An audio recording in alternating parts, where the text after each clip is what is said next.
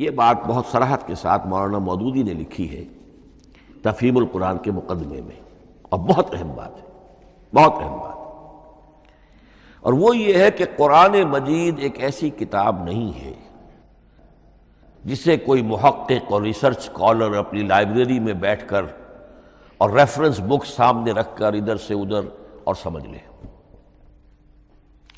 اس کے سمجھنے کی شرط لازم یہ ہے کہ جو یہ راستہ دکھاتا ہے اس پر چلنا شروع کرے۔ ایک ایک قدم کے بعد قرآنی حقائق مزید منکشف ہوں گے اور مزید منکشف ہوں گے اور مزید منکشف ہوں گے۔ جب تک قرآن مجید کے بتائے ہوئے راستے پر آدمی چلے گا نہیں، قرآن کی اصل حقیقت اس پر کبھی منکشف نہیں ہوگی۔ چاہے تفسیر لکھ دے، وہ تو لفظوں کی بحث ہے، صرف اور نحو ہے یا روایات ہیں، وہ جمع کر دیجئے،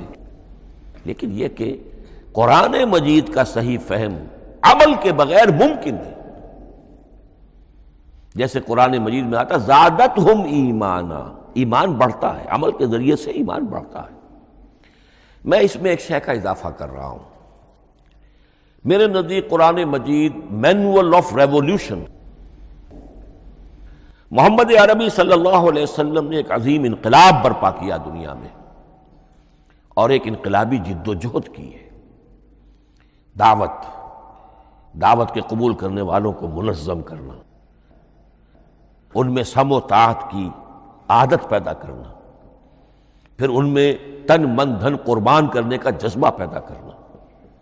پھر ان کا تزکیہ کرنا، ان کی تربیت، پھر جب وہ تیار ہو جائیں تو باطل سے ٹکر، اور اس میں پھر جہاد اور قتال کے مراحل، تاکہ انقلاب آ گیا، اور یہ کہ جاء الحق وزہق الباطل ان الباطل کان زہوقا۔